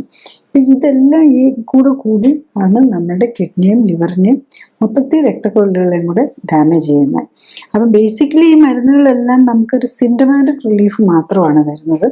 ഇതിൻ്റെ എല്ലാം നമ്മൾ മനസ്സിലാക്കുന്ന റൂട്ട് കോസ് നമ്മുടെ ജീവിതശൈലി രോഗമാണ്. നമ്മളൊന്ന് സമ്മറൈസ് ചെയ്താൽ ബേസിക്കലി നമ്മൾ മനസ്സിലാക്കേണ്ടത് ഡയബറ്റിസ് ഒരു ടൈപ്പ് 2 ഡയബറ്റീസ് ആണോ എന്ന് ആദ്യം അറിയുക. ഒരു ഡയബറ്റിക് പേഷ്യൻ്റ് ആണ്, അവർ ടൈപ്പ് 1 ആണോ 2 ആണോ എന്ന് മനസ്സിലാക്കാൻ നോക്കുക. ടൈപ്പ് 2 ആണെങ്കിൽ അത് 100% റിവേഴ്സിബിൾ ആണ്, ജീവിതശൈലി കൺട്രോൾ ചെയ്യാൻ വില്ലിങ് ആണെങ്കിൽ എന്നുള്ളതാണ്. അപ്പോൾ എങ്ങനെ എന്ത് ജീവിതശൈലിയാണ് ഡയബറ്റിക് പേഷ്യൻറ്റിന് വേണ്ടതെന്ന് ചോദിച്ചു കഴിഞ്ഞാൽ, ഒന്ന് ഓവർ വെയ്റ്റ് ഉണ്ടെങ്കിൽ, ബോഡിയിൽ എക്സസ് ഫാറ്റ് ഉണ്ടെങ്കിൽ അത് കുറയ്ക്കുക. അപ്പം നമ്മൾ ഹൈറ്റ് -110 എന്നുള്ളതാണ് ഒരു ഐഡിയൽ. ഒരു രോഗിയാണോ അവർക്ക് ഹൈറ്റ് -110, അതായത് 175 സെൻറ്റിമീറ്റർ ഹൈറ്റ് ഉണ്ടെങ്കിൽ ഒരു 60 കിലോയെ വരാൻ പാടുള്ളൂ. അതിലേക്ക് വെയിറ്റ് കുറച്ചുകൊണ്ട് പോവുക. ഡെയിലി ഒരു ½ an hour to 1 hour എങ്കിലും എക്സസൈസ് ചെയ്യുക. പിന്നെ കാർബോഹൈഡ്രേറ്റും ഫാറ്റിൻ്റെയും അളവ് കുറയ്ക്കുക. അതായത് നമ്മൾ ഭക്ഷണത്തിൽ ഈ അരി, ഗോതമ്പ്, മൈദ, റവ ഇങ്ങനത്തെ സാധനങ്ങളും ഈവൻ മില്ലറ്റ്സ്, ഫ്രൂട്ട്സ് ഒക്കെ കുറയ്ക്കുക. അവർ കഴിക്കേണ്ടത് എന്താണെന്ന് ഷുഗർ കൺട്രോൾ ആകുന്നോടം വരെ നോൺ വെജ് കഴിക്കുന്നവർക്കാണെങ്കിൽ നോൺ വെജ് ഐറ്റംസ് കഴിക്കുക. പിന്നെ ലീഫി വെജിറ്റബിൾസിനും പ്രാമുഖ്യം കൊടുക്കുക. വെജിറ്റേറിയൻസിനാണെങ്കിൽ കുറച്ചും കൂടി ഡിഫിക്കൽട്ടാണ്. ഈവൻ കാർബോഹൈഡ്രേറ്റ് പയറുവർഗ്ഗങ്ങളിൽ പോലും കാർബോഹൈഡ്രേറ്റ് കൂടുതലായിരിക്കും. അപ്പം പക്ഷേ എന്നാലും അവരിപ്പം കുറച്ച് മരുന്നും കൂടെയൊക്കെ എടുത്തുകൊണ്ട് കാർബോഹൈഡ്രേറ്റും കൂടെ കുറച്ചുകൊണ്ട് ഈ പയറുവർഗ്ഗങ്ങളും ലീഫി വെജിറ്റബിൾസും ഏറ്റവും മോഡറേറ്റ് ആയിട്ട് കുറയ്ക്കുക. എന്നിട്ട് ബോഡിയും കറക്റ്റ് ചെയ്ത് വെയിറ്റൊക്കെ കൺട്രോൾ ആയി കഴിഞ്ഞ് കഴിഞ്ഞാൽ, ഷുഗറും കൺട്രോൾ ആയി കഴിഞ്ഞ് കഴിഞ്ഞാൽ പിന്നെ നമ്മൾ ഷുഗർ മുകളിലേക്ക് പോകാത്ത രീതിയിലും വെയിറ്റ് കൂടാത്ത രീതിയിലും ഫുഡ് കഴിക്കുക എന്നുള്ളതാണ് നമ്മൾ ശ്രദ്ധിക്കേണ്ടത്. അതായത് നമ്മളൊരു 170 സെൻറ്റിമീറ്റർ ഉള്ള ആളാണെങ്കിൽ 60 കിലോയിൽ നിർത്തുകയും ചെയ്യുക. ഷുഗർ കൂടി പോകുന്നത് പോലെ ഉള്ള അരിയോ ഗോതമ്പോ അങ്ങനത്തെ സ്റ്റാർച്ചി ഐറ്റംസ് കഴിക്കാതിരിക്കുക. അതുപോലെ ഓയിലി ഐറ്റംസ് പലരും എന്താ ചെയ്യുന്നതെന്ന് വെച്ചാൽ അപ്പം കൂടുതൽ നട്ട്സൊക്കെ എടുത്ത് കഴിക്കും. നട്ട്സും പാടില്ല, പ്രത്യേകിച്ച് omega-6 കൂടുതലുള്ള കശുവണ്ടി, കപ്പലണ്ടി, ബദാം, മിക്കവാറും എല്ലാ നട്ട്സിലും omega-6 കൂടുതൽ. അത് ഇൻഫ്ലമേറ്ററി ആണ്, അത് ഇൻസുലിൻ റെസിസ്റ്റൻസ് വർദ്ധിപ്പിക്കും. അപ്പോൾ അത് ഇൻഫ്ലമേഷൻ നമ്മുടെ ബോഡിയിൽ കൂട്ടും.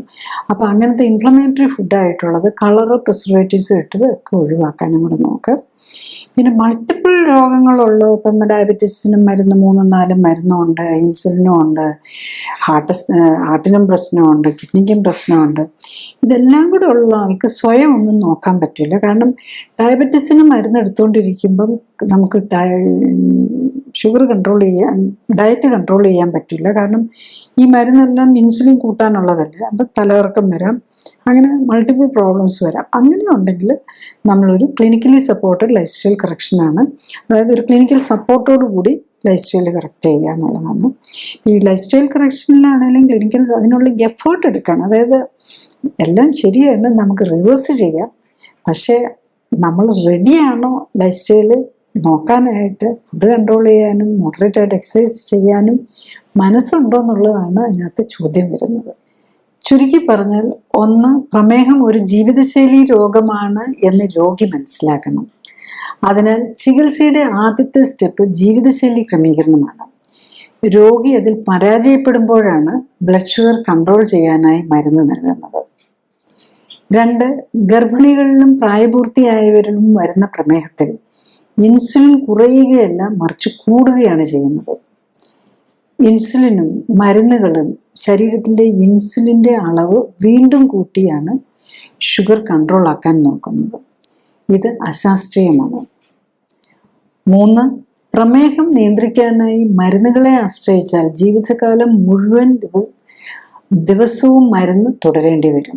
മാത്രമല്ല ശരീരത്തിൽ കൊഴുപ്പടിഞ്ഞ് വണ്ണം വയ്ക്കാനുള്ള സാധ്യതയുമുണ്ട്. 4, ശരീരത്തിലെ കൊഴുപ്പിൻ്റെ അളവ് കൂടുന്നതനുസരിച്ച് മരുന്നിൻ്റെ അളവ് കൂട്ടേണ്ടി വരും എന്ന് മാത്രമല്ല, പ്രഷറും ഹൃദ്രോഗവും പോലുള്ള രോഗങ്ങൾക്കായും മരുന്ന് തുടങ്ങേണ്ടി വരും. 5, ജീവിതകാലം മുഴുവൻ ദിവസവും മരുന്ന് കഴിച്ച് പ്രമേഹ രോഗിയായി തുടരണോ, അതോ ജീവിതശൈലി ക്രമീകരണത്തിലൂടെ പ്രമേഹത്തിൽ നിന്നും മുക്തി നേടണോ എന്നത് സ്വയം ചോദിക്കുക.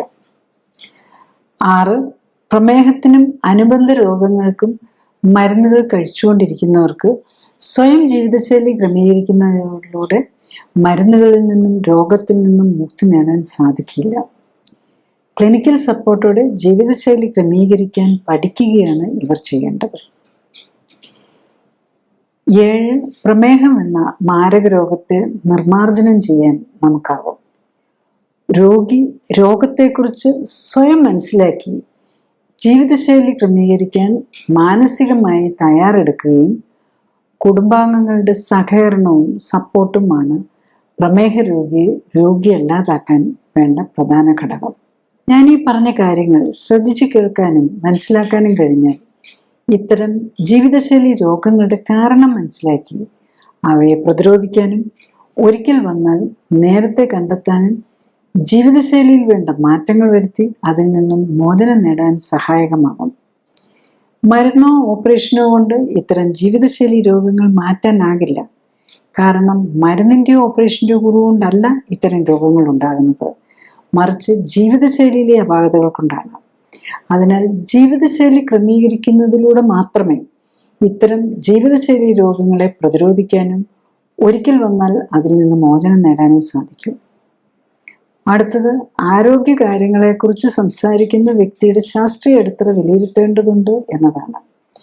ഞാൻ ഡോക്ടർ ജോളി തോംസൺ 1981 ബാച്ചിൽ കോട്ടയം മെഡിക്കൽ കോളേജിൽ നിന്നും MBBS-ഉം തുടർന്ന് തിരുവനന്തപുരം മെഡിക്കൽ കോളേജിൽ നിന്നും MD-യും റീപ്രൊഡക്റ്റീവ് മെഡിസിനിലും സർജറിയിലും സ്പെഷ്യൽ ട്രെയിനിങ്ങുകൾക്കും ശേഷം ഗവൺമെൻറ് സർവീസിൽ ചേർന്നു. 97-ൽ റിസൈൻ ചെയ്ത ശേഷം എറണാകുളത്ത് തേവരയിൽ ലൈഫ് കെയർ സെൻ്ററിൽ മരുന്നുകളും ശസ്ത്രക്രിയകളും ഒഴിവാക്കി ക്ലിനിക്കൽ സപ്പോർട്ടോടെയുള്ള ജീവിതശൈലി ക്രമീകരണത്തിലൂടെ ജീവിതശൈലിയുമായി ബന്ധപ്പെട്ട രോഗങ്ങൾ തടയുന്നതിനും ചികിത്സിച്ചു മാറ്റുന്നതിനും ഊന്നൽ നൽകുന്നു.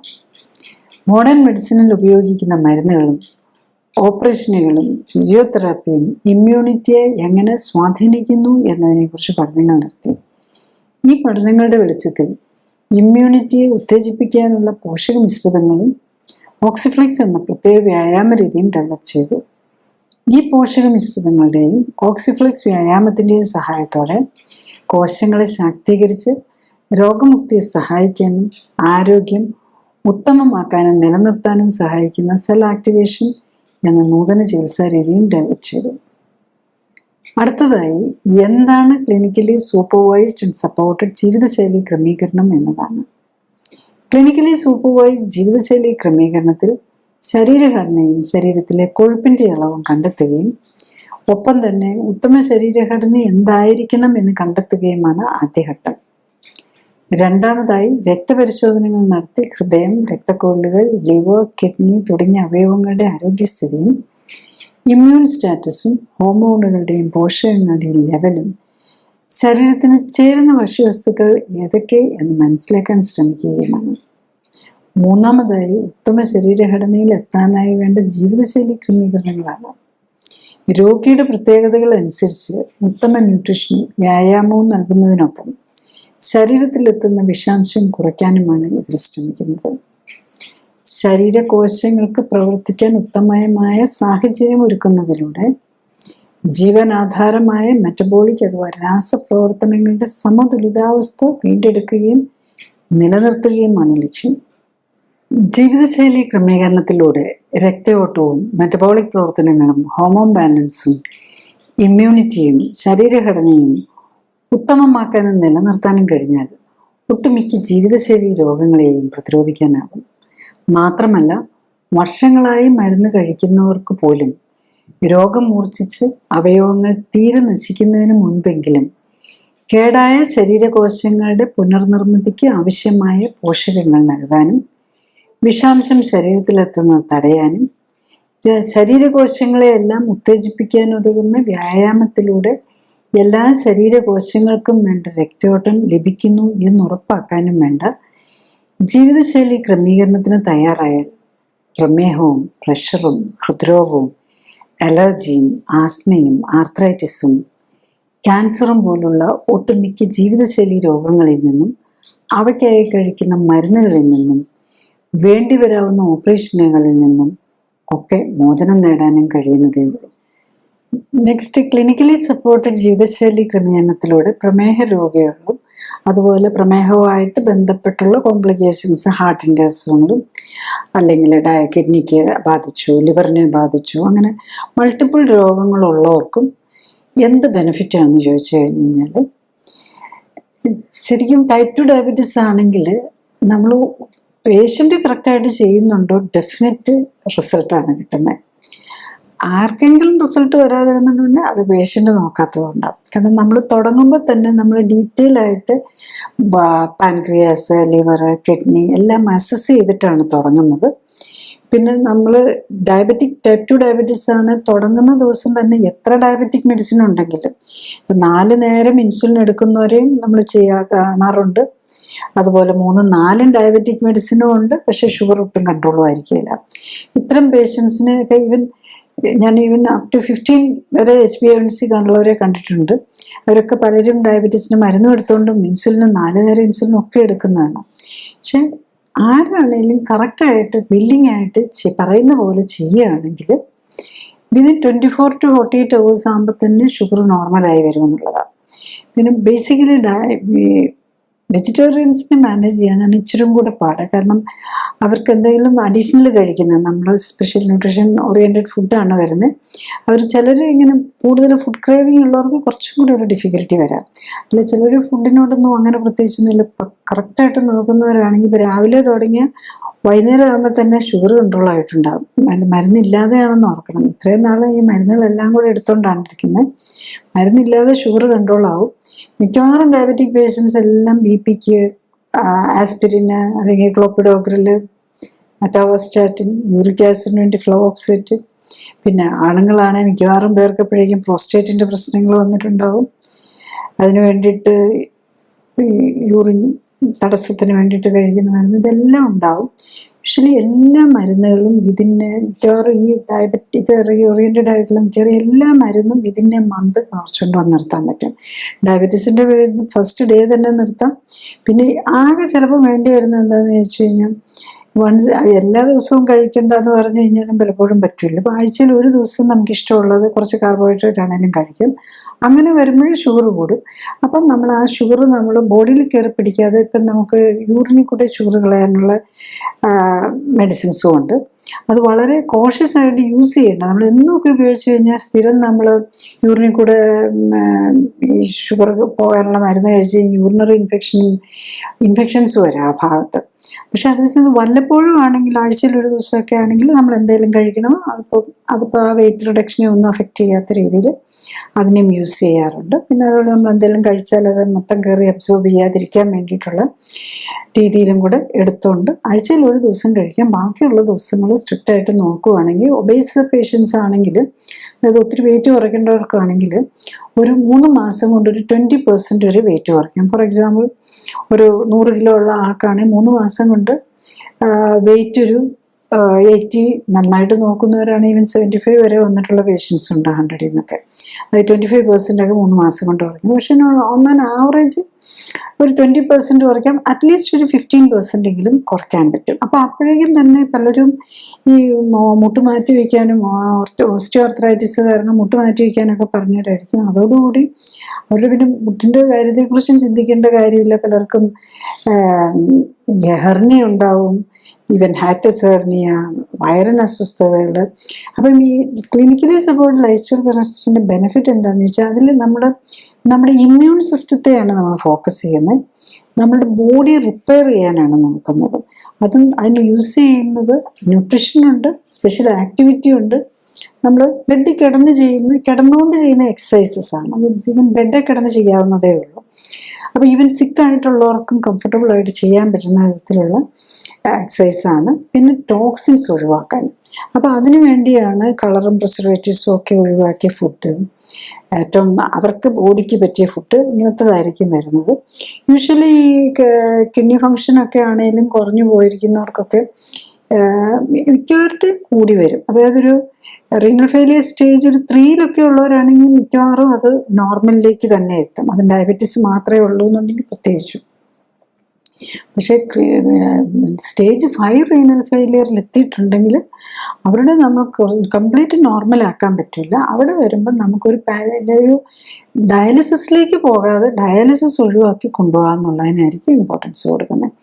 അതൊരു ക്രിയാറ്റിനൊക്കെ ഇപ്പം 6ഉം 7ഉം ഒക്കെ വരെ എത്തിയവരും നമ്മൾ ചിലപ്പം 4ന് താഴെ 3 പോയിന്റിലേക്കൊക്കെ കൊണ്ടുവരാൻ പറ്റിയവരും ഉണ്ട്.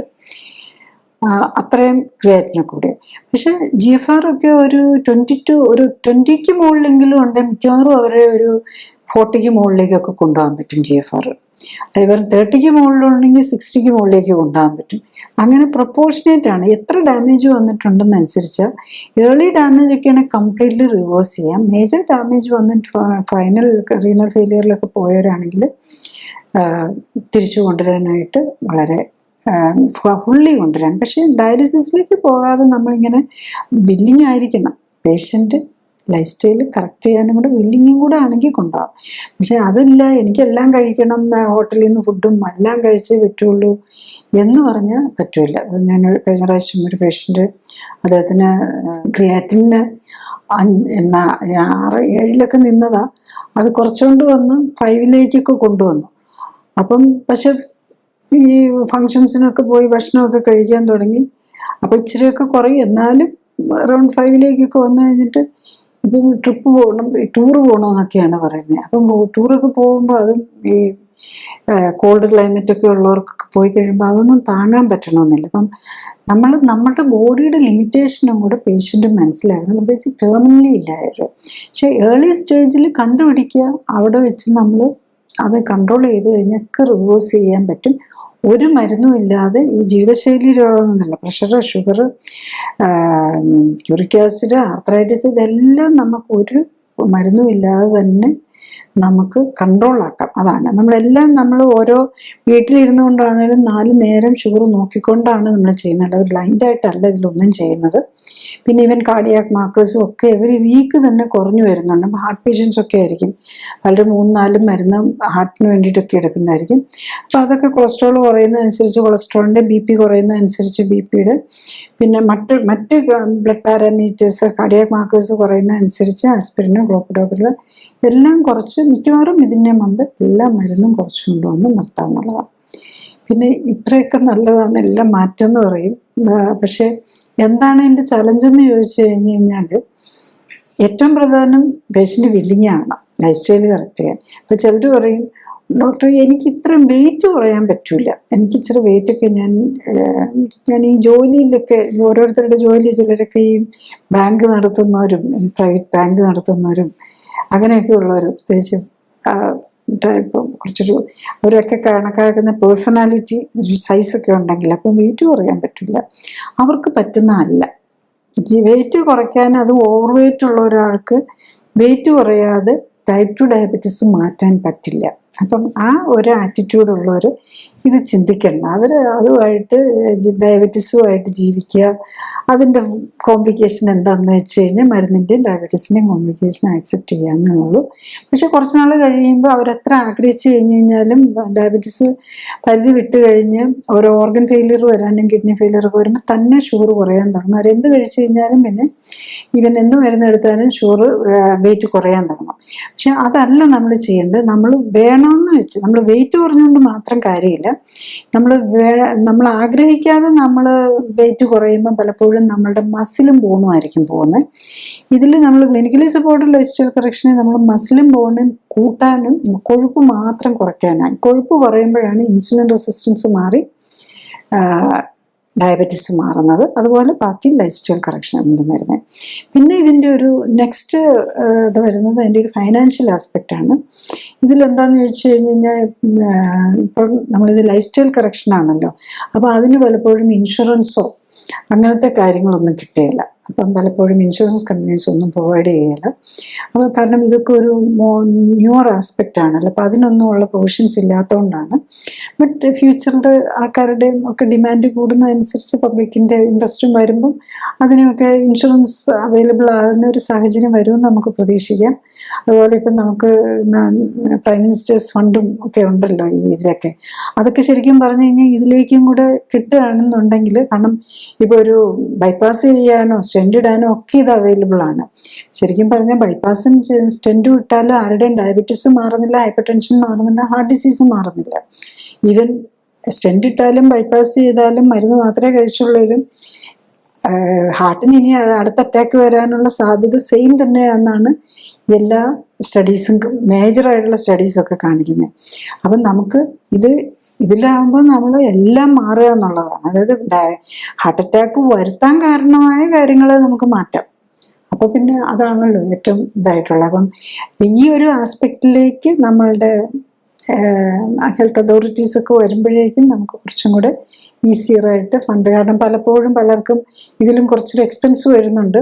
അപ്പം ചിലപ്പം ഫൈനാൻഷ്യൽ പ്രോബ്ലംസ് വരാം. കാരണം ടെസ്റ്റുകൾ നോക്കണം, നമുക്ക് ആളെക്കുറിച്ച് കറക്റ്റായിട്ട് പഠിച്ചിട്ട് മാത്രമേ ഇത് ചെയ്യാൻ പറ്റുള്ളൂ. അതുപോലെ ന്യൂട്രീഷൻ ഫുഡ് വേണം, പിന്നെ അതുപോലെ ക്ലോസ് മോണിറ്ററിങ് വേണം. ശരിക്കും അഡ്മിറ്റ് ചെയ്ത് കിടക്കണമെന്നില്ല, പക്ഷേ ക്ലോസ് മോണിറ്ററിങ് വേണം. പിന്നെ വീട്ടിലെ സാഹചര്യങ്ങൾ ശരിയല്ലെങ്കിൽ ശരിക്കും പറഞ്ഞു കഴിഞ്ഞാൽ ഒരു സെപ്പറേറ്റ് ഒരു ഐഡിയൽ ഒരു റീഹാബിലിറ്റേഷൻ സെൻറ്റർ പോലെയുള്ളിടത്താണ് വേണ്ടത്. പക്ഷെ നമ്മൾ അങ്ങനത്തെ ഒരു ഫെസിലിറ്റി പ്രൊവൈഡ് ചെയ്യുന്നില്ല. പക്ഷെ കൂടുതലും ചിലർക്ക് പലപ്പോഴും അതൊക്കെയാണ് കാണുന്നത്. വീട്ടിലെ സാഹചര്യങ്ങളിൽ അവർക്ക് ചിലപ്പോൾ പറ്റാതെ വരും. അങ്ങനെയാണെങ്കിൽ ആ രീതിയിൽ നമ്മൾ ചിന്തിക്കേണ്ടി വരും. അപ്പം ബേസിക്കലി നമ്മൾ ഈ ലൈഫ് സ്റ്റൈൽ കറക്റ്റ് ചെയ്യാൻ വില്ലിങ് ആയിരിക്കണം. പിന്നെ ഈ ആസ്പെക്റ്റുമാണ് ഇതിനകത്ത്, ഫിനാൻഷ്യൽ ആസ്പെക്റ്റുമാണ് ഇതിനകത്തൊരു ചലഞ്ചായിട്ട് നമ്മൾ കാണുന്നത്. ക്ലിനിക്കലി സപ്പോർട്ടഡ് ജീവിതശൈലി ക്രമീകരണത്തിൽ രോഗലക്ഷണങ്ങളെ അല്ല ഫോക്കസ് ചെയ്യുന്നത്, അതിൻ്റെ അടിസ്ഥാന കാരണമായ ശരീരഘടനയിലെയും ഹോർമോൺ ബാലൻസിലെയും ഇമ്മ്യൂണിറ്റിയിലെയും വ്യതിയാനങ്ങളെയും അവയ്ക്ക് കാരണമായ ജീവിതശൈലിയിലെ അപാകതകൾ പരിഹരിക്കാനുമാണ്. അതുകൊണ്ടാണ് ഏത് പ്രായത്തിലുള്ള ആൾക്കും ഒരേ സമയം വ്യത്യസ്ത രോഗങ്ങൾക്കും രോഗലക്ഷണങ്ങൾക്കും അസ്വസ്ഥതകൾക്കും ആശ്വാസം ലഭിക്കുന്നത്. രോഗമുക്തിക്ക് ആധാരം ഇമ്മ്യൂൺ സിസ്റ്റമാണ്. ഇമ്മ്യൂൺ സിസ്റ്റത്തിന് ഉത്തമമായി പ്രവർത്തിക്കാനുള്ള അവസരം ഒരുക്കുകയും അതിലൂടെ ശരീരത്തിൻ്റെ സെൽഫ് ഹീലിംഗ് പവറിനെ ഉത്തേജിപ്പിക്കുകയുമാണ് വേണ്ടത്. സ്വയം ജീവിതശൈലി ക്രമീകരിച്ച് ആരോഗ്യം ഉത്തമമാക്കി നിലനിർത്താനാണ് എല്ലാവരും ശ്രമിക്കേണ്ടത്. അതിന് കഴിയാതെ വരികയോ ഹൃദ്രോഗവും ക്യാൻസറും പോലുള്ള മാരക രോഗങ്ങൾ സംശയിക്കപ്പെടുമ്പോഴും ഒന്നിൽ കൂടുതൽ രോഗങ്ങളുള്ളവർക്കും മരുന്നുകൾ ദീർഘകാലം ഉപയോഗിക്കേണ്ടി വരുന്നവർക്കും മരുന്നുകൾ കൊണ്ടും അസ്വസ്ഥതകൾ മാറ്റാൻ കഴിയാതെ വരുമ്പോഴും ഓപ്പറേഷൻ ആവശ്യമായി വരുന്നവർക്കുമാണ് ക്ലിനിക്കൽ സപ്പോർട്ടോടെയും സൂപ്പർവിഷനോടെയും ഉള്ള ജീവിതശൈലി ക്രമീകരണം ആവശ്യമായി വരുന്നത്.